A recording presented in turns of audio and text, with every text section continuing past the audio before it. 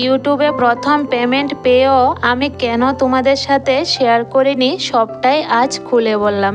তোমাদের অনেকের প্রশ্ন যে পেমেন্ট পেয়েও কেন তোমাদেরকে বললাম না, সব প্রশ্নের উত্তর আজকে ব্লগের মাধ্যমে বলে দিলাম।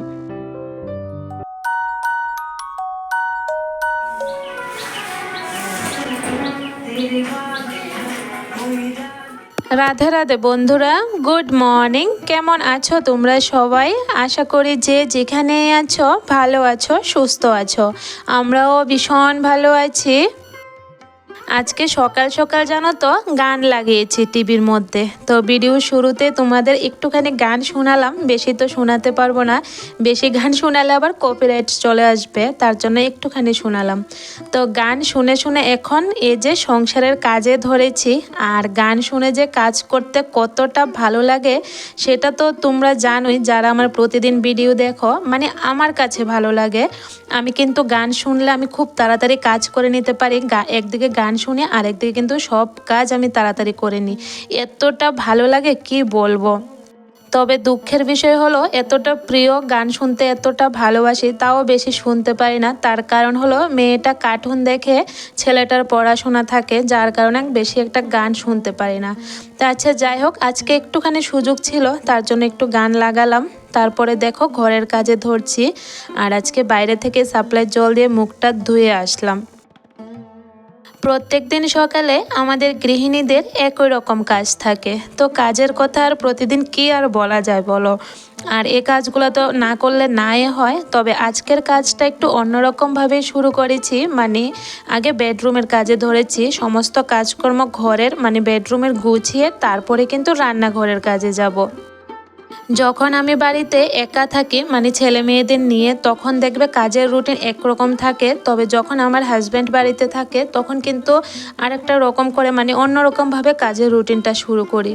কারণ ছেলে মানুষটা বাড়িতে থাকলে দেখবে কাজকর্ম কিন্তু একটু অন্যরকমভাবে করতে হয়। বিশেষ করে রান্নাবাড়ার দিকটা অনেকটা সময় লাগে, যেহেতু অনেক রকমের রান্নাবাড়া করতে হয়, তার জন্য অনেকটা সময়ও লাগে। তো যে কারণে আজকে বেডরুমের কাজটা আগে গুছিয়ে নিচ্ছি, তারপরে রান্নাঘরের কাজে ধরবো। তো আমার হাজব্যান্ডও বাড়িতে আছে, যার কারণে মানে আজকে কাজের রুটিন আলাদা করলাম। সকালবেলা চা টিফিন খাওয়া হয়ে গেছে, তো এখন আস্তে আস্তে করে মানে বাকি কাজকর্মগুলো সারবো। তো দেখো কথা বলতে বলতে ঘর বারান্দা ঝাড় দেওয়া হয়ে গেল। আর প্রচণ্ড সময় লাগে জানো তো ঘরগুলো ঝাড় দিতে, 3-4টা রুম পরিষ্কার করা, তারপরে বারান্দাটা, তো অনেকটা সময়েরও প্রয়োজন। এখন এই যে সিঁড়িটাও পরিষ্কার করে নিচ্ছি। তারপরে যে দেখলাম সাপ্লাইয়ের জল আসলো, সকালবেলায় কিন্তু এসেছে। তো সিনটেক্সে জলটা উঠালাম, আমিও মুখটুক ধুলাম, তোমরা তো দেখলে। এখন দেখলাম ট্যাঙ্কিও ভর্তি হয়ে গেছে। তো সাপ্লাইয়ের জলটার না ভালো একটা স্পিড ছিল, তো যেহেতু স্পিডটা ভালো ছিল ভাবলাম যে উঠোনটা জল দিয়ে ধুয়ে দিই, আজকে আর ঝাড় দেবো না। এখানে যে আমার এই ছোট্ট ফুলের বাগানটার মধ্যেও জল দিচ্ছি, যেটা আমার সব থেকে প্রিয়। আমার ঠাকুরের জন্য আমি এই কয়েকটা ফুল গাছ লাগিয়েছি। তো এই ফুল গাছগুলোতে জানো তো আমি প্রতিদিন জল দিই, জল দিলেই মানে ফুল ধরে। কয়েকদিন আগে যে বাড়িতে ছিলাম না, জল পড়েনি, আর এসে দেখি ফুল গাছগুলো এতটা মানে খারাপ হয়ে গেছে, এত কষ্ট লাগছিল। তো এসে জানো তো প্রতিদিন আবার জল দিয়েছে, এখন আবার ফুল ধরছে। আর এই ছোট্ট বাগানটা আমার খুব প্রিয়। আমার ঠাকুরকে কিন্তু আমি প্রতিদিন এখান থেকেই ফুল দিয়ে পুজো দিই, মানে দূরে কোথাও থেকে আমি ফুল আনতে পারি না, তার জন্য বাড়ি থেকে গাঁদা ফুল দিয়ে পুজো দিই। যে কারণে এই বাগানটাকে আমি অনেকটা যত্ন করি। শীতের দিনে দেখবে ফুল পাওয়াটা কিন্তু অনেকটা কষ্টর, মানে ফুল ফুটে না। তো যার কারণে আমি গাঁদা ফুল লাগিয়ে প্রতিদিন কিন্তু ঠাকুরের চরণে ফুল দিতে পারি। আর ফুল দিয়ে পুজো দিতে তো কতটা ভালো লাগে সেটা তো আর কি বলবো। তো এখানে দেখো বাইরের কাজকর্ম গুছিয়ে চলে আসলাম এখন রান্নাঘরে এসে মাত্রই প্রথমে বসিয়ে দিলাম ভাত হতে হতে এখন বসে গেলাম সবজি কাটতে।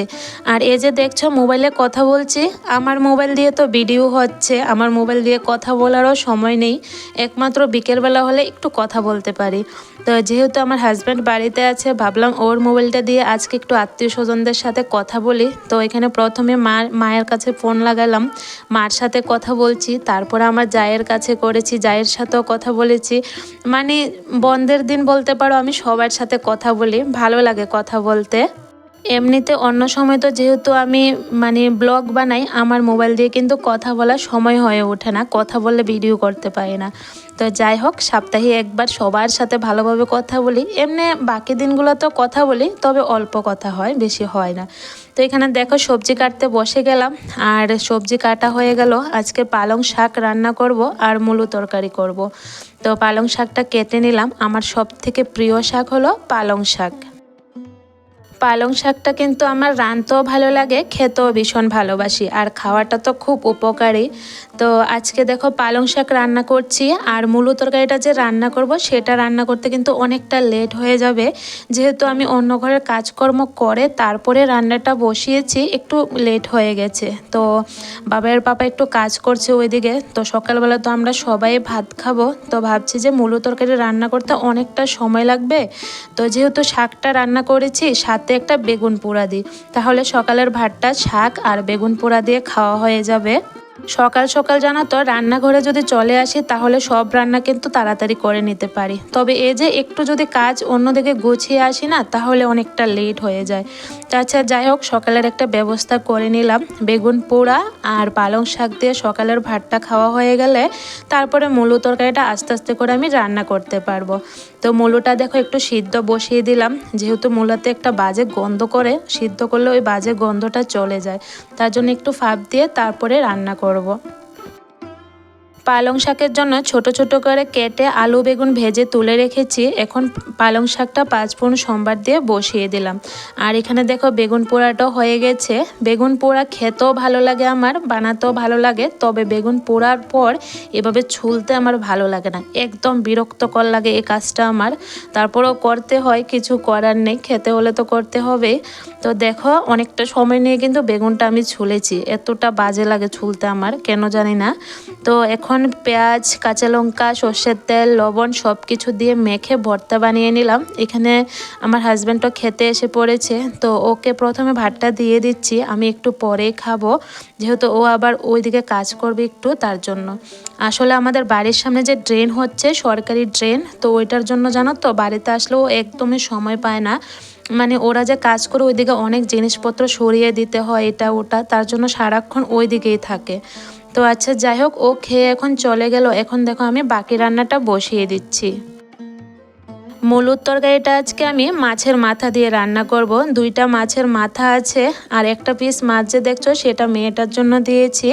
তো মূলো তরকারিটা আজকে মাছের মাথা দিয়ে রান্না করব, জানি না কেমন হবে খেতে।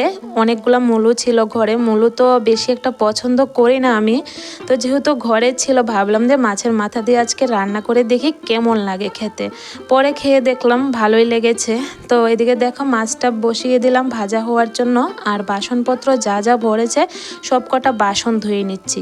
একটু পর পর বাসন ভরে যায়, আমি যে রান্না করলে এত বাসন কিভাবে ভরে বুঝতে পারি না।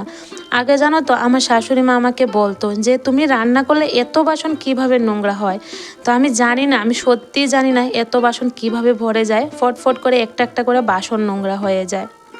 আচ্ছা যাই হোক, চলো, এটা যার যার অভ্যাস বলতে পারো। মানে অনেকে দেখবে অল্প বাসনও কাজ করে নেয়, অনেকে দেখবে বেসিন ভর্তি করে বাসন নোংরা করে তারপরে কাজ করে। ওই যে আমার বাজে অভ্যাসটা, সব কিছু যে ঠিক থাকবে তো একদমই তাই না। তো চলো এবারে বলি তোমাদের যে আজকে আমি কেন মানে এমন টাইটেল লিখলাম আর থাম্বনেলও কেন এই কথাটা লিখলাম সেটা বলি। এখানে আমি তরকারিটা বসাচ্ছি আর বাইরে মেয়েটা দুষ্টামি করছে, আর ওকে ঘর থেকে ডাকছি শুনছে না। তো চলো তোমাদের দেখাই কি করে।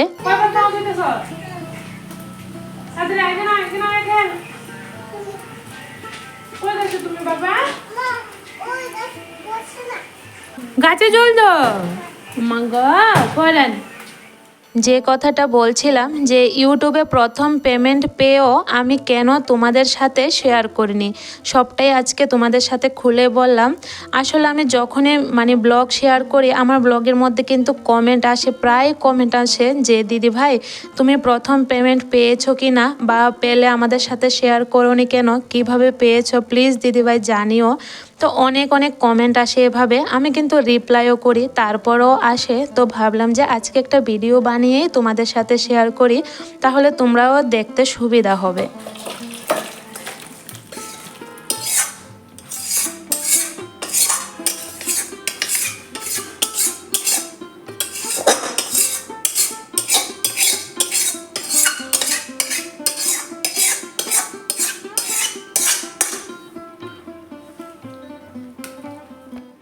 ইউটিউবে যদি আমি কাজ করি পেমেন্ট পেয়ে থাকি তো এই কথাটা আমি কেন তোমাদের সাথে শেয়ার করব না বলো তো।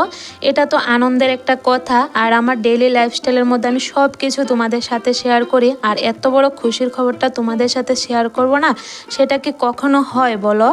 আর যে বলে আমি পেমেন্ট পেয়েছি কি না, হ্যাঁ এতদিন আমার পেমেন্ট পাওয়া হয়ে যেত, তবে এই যে বাচ্চা কাচ্চা নিয়ে তারপর নিজেরও শরীর ভালো থাকে না মাঝে মধ্যে, যার কারণে আমি প্রতিদিন ব্লগ শেয়ার করতে পারি না, অনেকটা গ্যাপ পড়ে যায়, যে কারণে কিন্তু আমি এখন অবধি পেমেন্ট পাইনি। যদি আমি প্রতিদিন ব্লগ শেয়ার করতে পারতাম তোমাদের সাথে, হয়তো এতদিনে পেমেন্ট পাওয়া হয়ে যেত, তবে পারি না, কি করব বলো। সংসার বাচ্চা কাচ্চা সামলিয়ে তারপরে হলো আমার এই ব্লগের কাজ, তো যার কারণে প্রতিদিন হয়ে ওঠে না।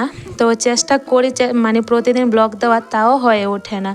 তো আচ্ছা যাই হোক, তোমরা অনেকেই আমাকে কোয়েশ্চেন করছিলে যে কেন আমি শেয়ার করছি না। আসলে আমার এখনও পেমেন্ট পাওয়া হয়নি গো, যখন পাবো তখন অবশ্যই শেয়ার করব।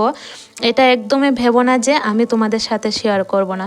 আসলে সব কিছু যেহেতু শেয়ার করি, আর এত বড় খুশির খবরটা শেয়ার করব না, সেটা মানে না করে আমি নিজেই থাকতে পারবো না। আর ইউটিউবে পেমেন্ট পাবো যে, এটাও তো তোমাদের ভালোবাসা তোমাদের সাপোর্টের জন্যই পাবো, আর তোমাদের সাথে শেয়ার করব না সেটা কি কখনো হয় বলো? একদমই না। আজকের রান্নাবাড়া দেখো, এই যে মূলো দিয়ে মাছের মাথা দিয়ে করেছি, আলুও দিয়েছি, খুব সুন্দর হয়েছে তরকারিটা, খেতেও সত্যি ভালো হয়েছে। তারপরে পালং শাক সকালের খাওয়ার পর আরও এতটুক ছিল, আর ছিল ভাত। তো ভাত তো থাকতে হবে, বাঙালি মানেই ভাত। তো এখন বসে গেলাম দুপুরের খাওয়া দাওয়া করতে। আমি কোনোদিন এভাবে মূলো দিয়ে মাছের মাথা দিয়ে রান্না করিনি, তবে আজকে রান্না করেছি।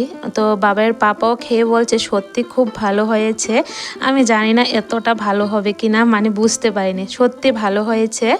তো আচ্ছা যাই হোক, চলো এখন খাওয়া দাওয়া করি। নরম হয়েছে? দুধটা লাড়াই বাবা, হরলিক্সটা দেখছে গুলছে নি, লাড়া দে।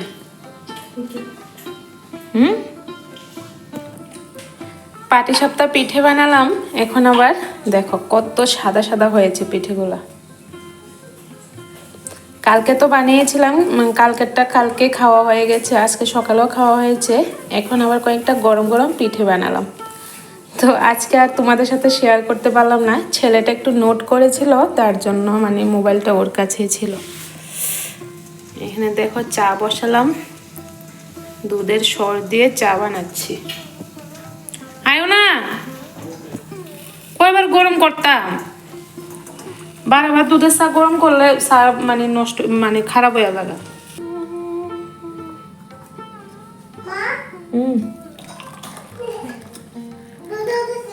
এখন সময় হচ্ছে সন্ধে, তো সন্ধে মানেই তো টিফিন বানাতে হবে। তো গতকালকের একটু মানে পাটিসাপটার কাই ছিল, তো এটা দিয়ে এখন কয়েকটা পাটিসাপটা পিঠে বানালাম। তো এখানে বাবার পাপাকে চা আর পিঠে দিলাম, আমি চা খাবো না, তো কয়েকটা পিঠে খেয়ে নিচ্ছি। একটা মাত্র খেয়েছি, নিয়েছি কিন্তু 2-3টা দেখো। তো একটা মাত্র খেলাম, বললাম না যেদিন বানাই সেদিন আমি পিঠে খেতে পারি না, পরের দিন খাই। তারপরে দেখো চলে আসলাম পানের মশলা বানাতে, যেটা আমি কখনো বিয়ের আগে বানাইনি, তবে এখন আমাকে বানাতে হয়, মানে সব কিছুই বানাতে হয়। আর এই জিনিসটা আমি পছন্দ করি না, বানাতেও পছন্দ করি না, খেতেও পছন্দ করি না, তবে বানাতে হয় ঘরে, যেহেতু আমার হাজব্যান্ডও খায়, আর অন্য মানুষরা আসলেও কিন্তু আমাদের বাড়িতে পানের এই মশলাটা দিয়ে পান খায়। তো আচ্ছা যাই হোক, মশলাটা বানিয়ে নিলাম, খুব সুন্দর ফ্লেভার এসেছে, ফ্লেভারটা শুনতে কিন্তু খুব ভালো লাগে, তবে খেতে আমার এত একটা ভালো লাগে না। দেখো কত সুন্দর হয়েছে গুঁড়াটা। সারাদিনের কাজকর্ম তো করলাম, তো সন্ধ্যের পরেও কিন্তু কিছু টুকটাক কাজকর্ম থাকে, এগুলো এখন গুছিয়ে নিচ্ছি। এই যে পানের মশলাটা বানালাম, এখন মানে সিমের বীজগুলো ছুলে নেব। এগুলো সকালবেলায় কিন্তু মানে সিম থেকে বের করে ভিজিয়ে রেখেছিলাম, তো ভেবেছিলাম দুপুরে রান্না করব, দুপুরে শক্ত ছিল ছুলতে পারিনি, তো এখন রাতের জন্য রেডি করছি, রাতে রান্না করব। তো দেখো ছুলে নিচ্ছি, আর খুব সুন্দর নরম হয়ে গেছে, দেখো না বীজগুলা কতটা সুন্দর, আর বাকল কতগুলা হয়েছে দেখো। তো আজকে সিমের বীজের তরকারিটা একটু অন্যরকমভাবে রান্না করব। এভাবে রান্না করা দেখে হয়তো তোমরা অনেকে কমেন্ট করতে পারো যে এভাবে কেউ রান্না করে। হ্যাঁ গো, এভাবে আমরা খাই, আমরা ভালো লাগে।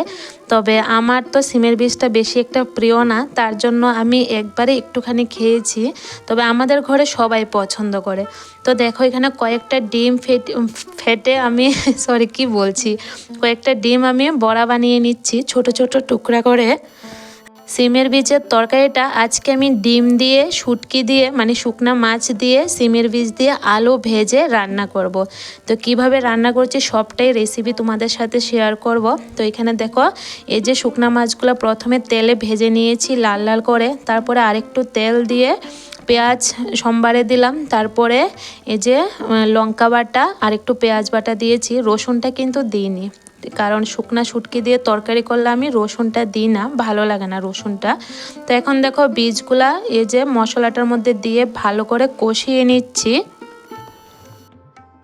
ভালো করে কষিয়ে এখন এই যে একটু সময় ঢেকে রাখলাম। আর আলুগুলি আগে ভেজে তুলে রেখেছিলাম ছোট ছোট টুকরা করে। তো এখন দেখো আলুগুলিও দিয়ে দিলাম, শুটকিগুলো যে ভেজে রেখেছি এগুলোও দিয়ে দিয়েছি। তারপরে আরও কিছুক্ষণ সময় ভালো করে কষিয়ে তারপরে ঝোলটা দিয়ে দিলাম। তো জলটা একটু বেশি করে দিয়েছি, কারণ সিমের বীজ তো একটু জল টেনে যাবে, ঝোল থাকবে না বেশি একটা দেখবে। আর ডিমের অমলেটও যেহেতু পড়েছে, ঝোলটা কিন্তু টেনে যাবে।